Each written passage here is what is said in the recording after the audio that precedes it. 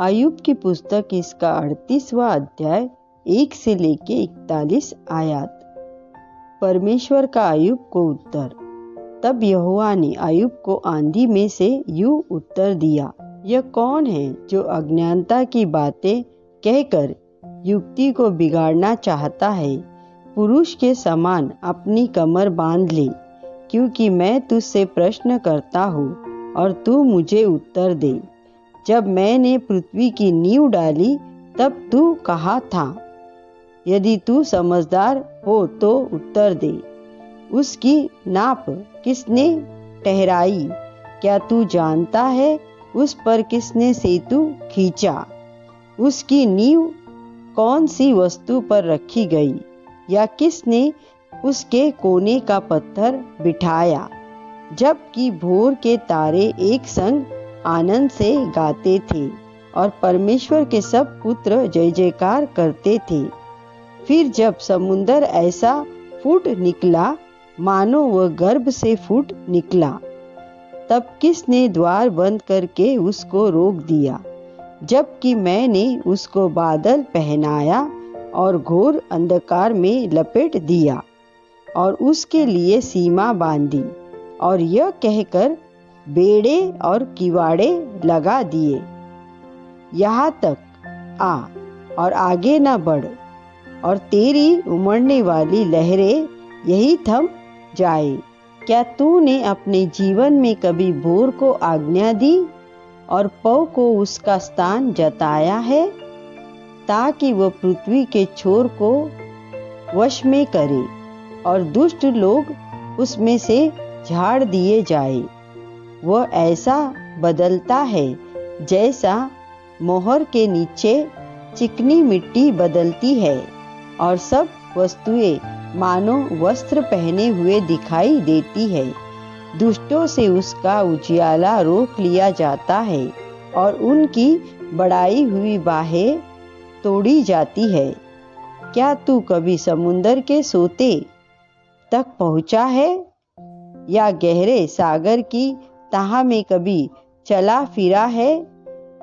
क्या मृत्यु के फाटक तुझ पर प्रकट हुए? तू घोर अंधकार के फाटकों को कभी देखने पाया है? क्या तूने पृथ्वी की चौड़ाई को पूरी रीति से समझ लिया है?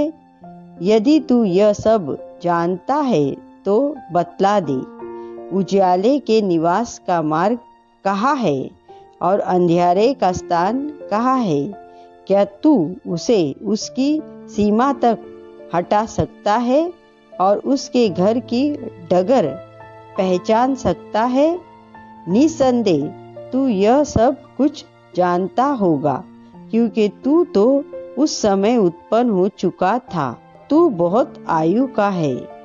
फिर क्या तू कभी हिम के भंडार में बैठा, या कभी ओलों के भंडार को तूने देखा है, जिसमें मैंने संकट के समय और युद्ध और लड़ाई के दिन के लिए रख छोड़ा है? किस मार्ग से उजियाला फैलाया जाता है और पुरवाई पृथ्वी पर बहाई जाती है?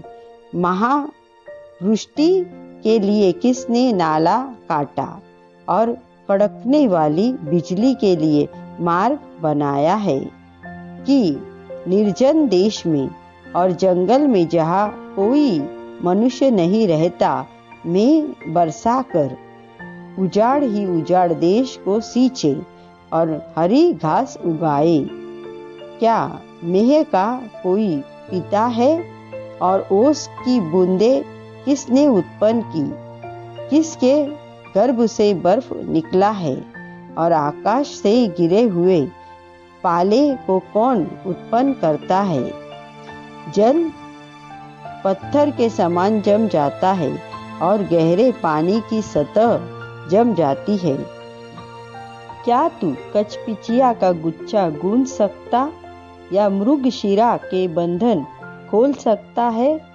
क्या तू राशियों को ठीक ठीक समय पर उदय कर सकता, या सप्त ऋषि को साथियों समेत लिए चल सकता है? क्या तू आकाश मंडल की विधियां जानता और पृथ्वी पर उनका अधिकार ठहरा सकता है? क्या तू बादलों तक अपनी वाणी पहुंचा सकता है ताकि बहुत जल बरस कर तुझे छिपा ले? क्या तू बिजली को आज्ञा दे सकता है कि वह जाए और तुझी से कहे, मैं उपस्थित हूँ? किसने अंतःकरण में बुद्धि उपजाई और मन में समझने की शक्ति किसने दी है? कौन बुद्धि से बादलों को गिन सकता है और कौन आकाश के कुप्पों को उंडेल सकता है? जब धूलि जम जाती है और ढेले एक दूसरे से सड़ जाते हैं, क्या तू सिंहनी के लिए आहेर पकड़ सकता और जवान सिंहों का पेट भर सकता है?